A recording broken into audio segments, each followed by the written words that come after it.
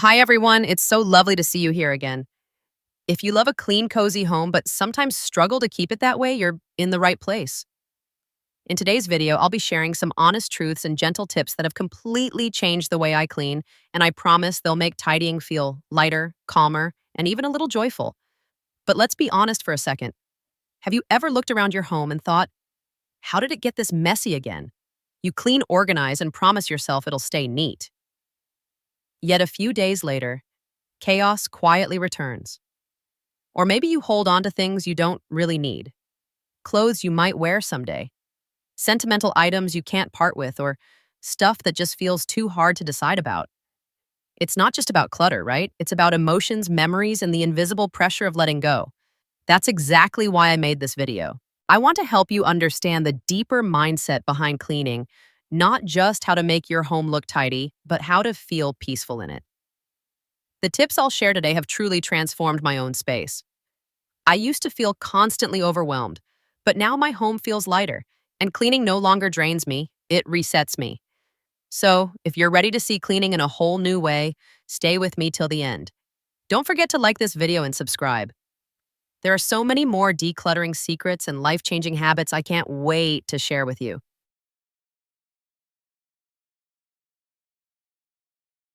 Sometimes we think of cleaning as just picking up clutter and wiping dust. But the truth is, cleaning is so much more than that. It's a layered journey, both physical and emotional. Over the years, I've realized that decluttering is not just about getting rid of stuff, it's about understanding why we hold on to things and learning to let go with kindness. Each person is at a different layer in this journey.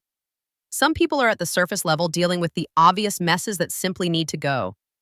Others are facing deeper layers full of emotions, memories, and even identity. That's why it's completely normal to feel tired, unmotivated, or even guilty when your home feels out of control. It doesn't mean you're lazy, it means you're human. The first step is to recognize which stage you're in. Maybe you're surrounded by items you no longer see or use, the out of sight, out of mind layer. Or maybe you're stuck with things that hold happy memories, gifts from people you once loved, or hobbies you once started but never finished. Each layer asks for a different approach, and none of them can be rushed. When I started noticing my own habits, I stopped forcing myself to clean perfectly. Instead, I began asking gentle questions. Do I really need this? Does this make my life lighter? That shift changed everything. The more I understood my reasons, the less pressure I felt to have a spotless home. Now I clean to create space not just for my things, but for peace, creativity, and rest. So if you ever feel stuck or overwhelmed by the mess, remember cleaning is not a one-day project. It's a process of rediscovery. Every drawer you open, every item you decide to keep or let go of tells a story about who you are and who you're becoming. Be kind to yourself through it. A tidy home doesn't start with a perfect routine. It starts with a gentle understanding of your own journey. If this idea resonates with you, don't miss tomorrow's video. Understanding the hidden layers behind cleaning. It's filled with insights and gentle reminders that will help you see cleaning in a whole new way, one that's kinder, simpler, and truly life-changing. Once I started to see cleaning as a journey, not a destination, I realized something deeper. Every mess I faced carried emotions I hadn't yet sorted through. That's when I began to notice the layers behind the clutter, and each layer told its own story.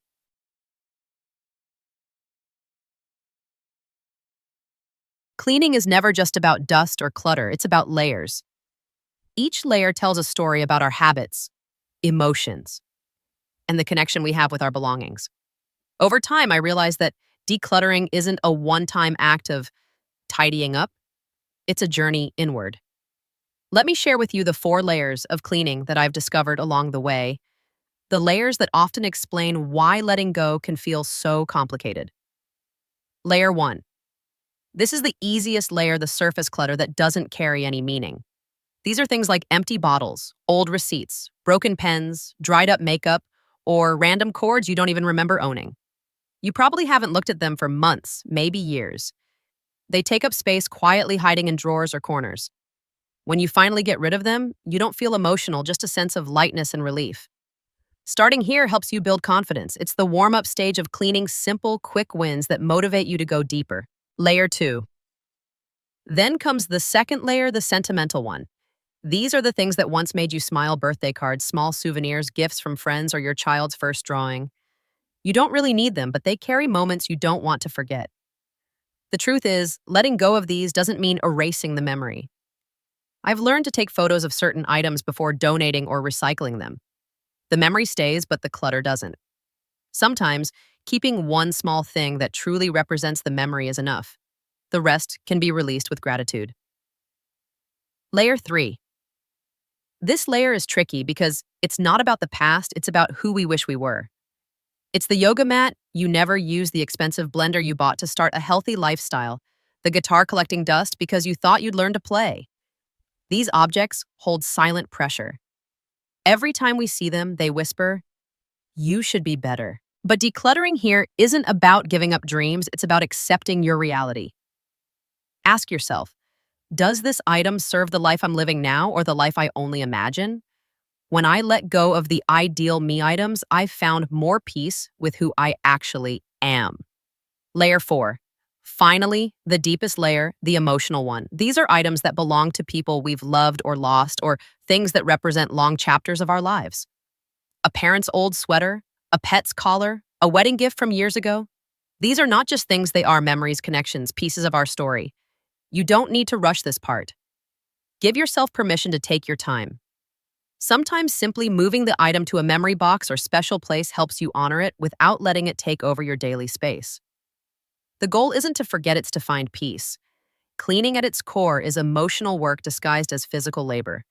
Each item we choose to keep or release is part of understanding ourselves better. When you recognize which layer you're working through, you stop judging yourself for the mess and start treating your home with patience and kindness. Because in the end, cleaning isn't just about making space for things, it's about making space for you.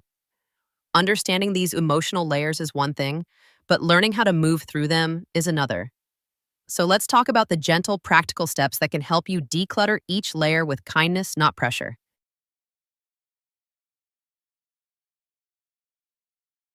Decluttering may sound simple, just sorting, tossing, and organizing, but in reality, it's a journey through layers of emotion, memories, and self-reflection. Over the years, I've learned that cleaning isn't just about having a tidy home. It's about understanding your relationship with your belongings and, more deeply, with yourself. Once you recognize which layer you're facing, the next step is learning how to move through it with kindness and balance. Layer 1. When your home feels overwhelming, start small. Pick one surface, a drawer, a desk corner, or a single shelf, and begin there. I like using the 3-second rule. If I can't remember what something is for within 3 seconds, it's time to let it go. No guilt, no hesitation. Decluttering doesn't have to take the whole day. Even 20 focused minutes can make a difference. I often put on soft music and set a timer. It turns cleaning into a calming routine instead of a stressful task. The goal of this layer isn't perfection. It's to create a bit of breathing space and remind yourself, I can do this. Layer 2. This is where your emotions start whispering. You'll find old gifts cards or souvenirs that tug at your heart. The truth is, you don't need to keep the object to honor the memory. When I struggled to let go of sentimental things, I began taking photos of them. A picture keeps the feeling alive without taking up space. If there are certain items that still feel too precious, choose one or two to represent that memory, perhaps a single postcard instead of a whole box of mementos. Remember, memories live in your heart, not in your drawers. Layer 3. This is the hardest one for many of us, the items that reflect the person we wish we were. The fitness equipment gathering dust, the art supplies untouched, the fancy dress that doesn't quite fit anymore. I used to hold on to these things as quiet promises. One day I'll use this. But that one day rarely came. Now I ask myself 3 simple questions. Am I actually using this right now? If I were shopping today, would I buy it again? Does it still fit my current life and goals? If the answer is no, I pass it along, donate it, sell it, or gift it to someone who can truly use it. Letting go of these items isn't giving up on your dreams, it's freeing yourself from unnecessary pressure. Layer 4. Some belongings hold deep meaning, items from loved ones, things tied to memories of loss or growth. These shouldn't be rushed. Give yourself time to decide. Write down why you're keeping them. Sometimes putting feelings into words helps you process the attachment. If you choose to keep them, store them with intention in a special box or displayed in a small, meaningful space. The point is not to erase the memory, but to keep it in a way that brings peace, not clutter. Decluttering is not about erasing your past or changing who you are. It's about creating space for who you're becoming. Each layer you clear makes room for more clarity, more calm, and more life. The goal isn't to have less, but to live with enough space, enough peace, enough joy to breathe freely in your own home. As I started applying these small habits, something unexpected happened. Cleaning stopped feeling like a task and started feeling like a quiet transformation. That's when I discovered the hidden gift behind decluttering.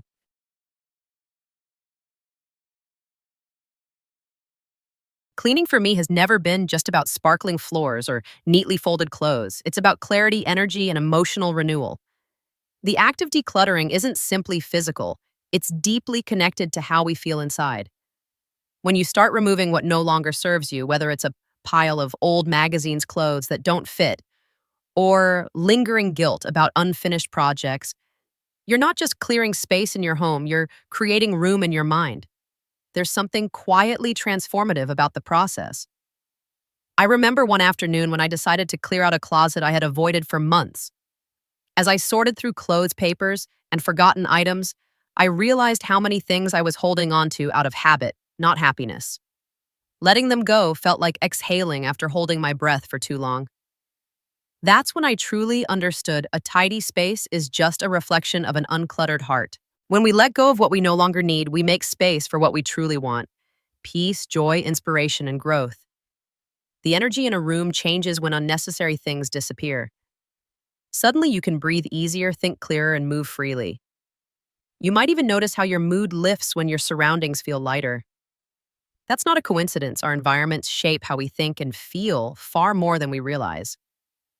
Still, decluttering isn't about perfection or minimalism for its own sake. It's about alignment, keeping only what adds value and beauty to your everyday life.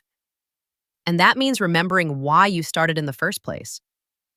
Maybe you wanted more calm mornings, easier cleaning routines, or simply a home that feels peaceful after a long day. That why is your anchor when motivation fades. Each cleaning session is a chance to renew, to reconnect with yourself. Think of it as pressing a gentle reset button, not just on your home, but on your life. Every time you fold a towel, rearrange a shelf, or let go of an old object, you're subtly saying, I'm choosing peace, I'm choosing clarity, I'm choosing myself. So next time you pick up a broom or open a messy drawer, don't see it as a chore. See it as a quiet moment of self-care. You're not just cleaning a house, you're clearing a path to a calmer, more intentional life. But here's what many people don't realize. The real challenge isn't decluttering itself. It's maintaining that sense of peace afterward. Once the mess is gone, how do we keep that light, calm feeling alive every day?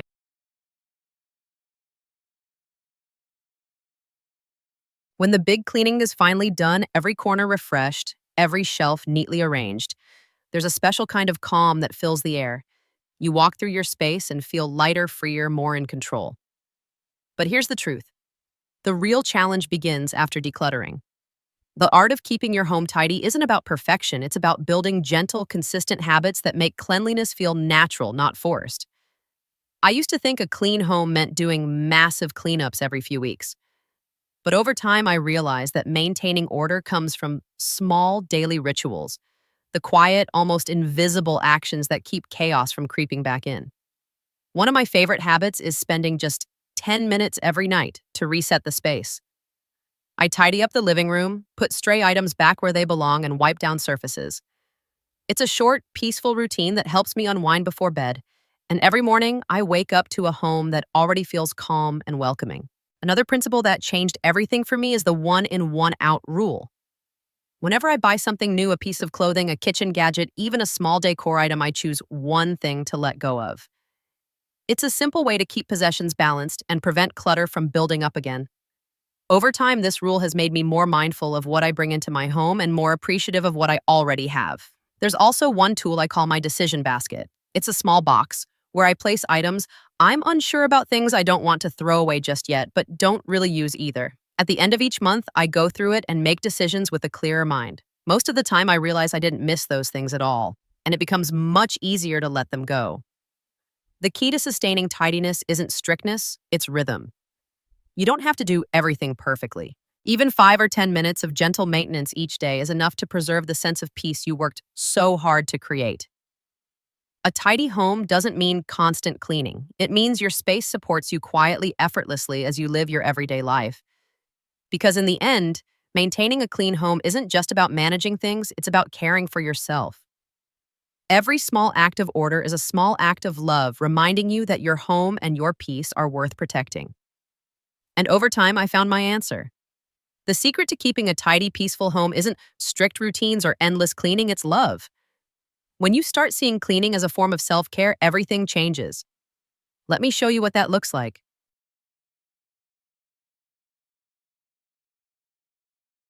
There was a time when I saw cleaning as a chore, something that had to be done, not something to be enjoyed. But one day, while dusting my bookshelf with music softly playing in the background, I realized something beautiful. Cleaning could actually be healing. It wasn't just about wiping away dust. It was about clearing the noise in my head, finding calm through small, mindful actions. When we shift our mindset, cleaning stops being a duty and becomes a quiet ritual of self-care. Start simple, open the windows to let the sunlight and fresh air in. Play your favorite songs, light a candle, or make yourself a cup of tea before you begin. As you move from corner to corner, notice how the space transforms and how your mood does too. The sound of a broom, the scent of a clean table, the sparkle of a freshly wiped counter, these little things create peace that you can feel. For me, cleaning has become a form of meditation. It's a time to check in with myself, to ask gentle questions. Why am I still keeping this? Does it bring me joy? Or is it just habit? Sometimes letting go of an old item feels like letting go of old worries. And when I do, I feel lighter, freer, more connected to the present.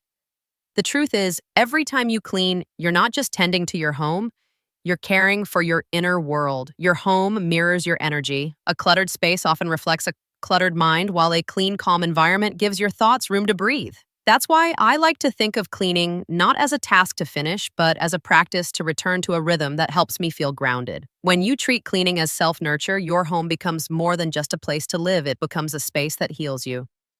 Each act of care, no matter how small, is a reminder that you deserve peace, comfort, and lightness in your everyday life.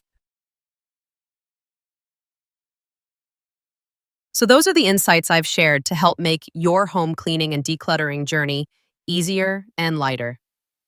I hope you'll no longer feel stressed or pressured by the piles of stuff around you, and instead can approach tidying with calm and clarity.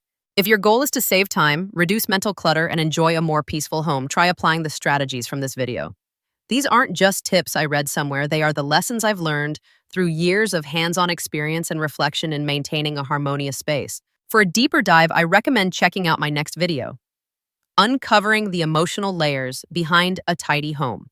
It explores why cleaning often feels so challenging and how understanding these layers can transform your approach completely. You really don't want to miss it. It's packed with insights that can make a meaningful difference in your daily life. And finally, if you found this video helpful, please give it a like, share it with friends and family, and subscribe to the channel. Every small action you take toward keeping your home tidy is also an act of self-care, helping you and your loved ones enjoy a calmer, more breathable living space every single day.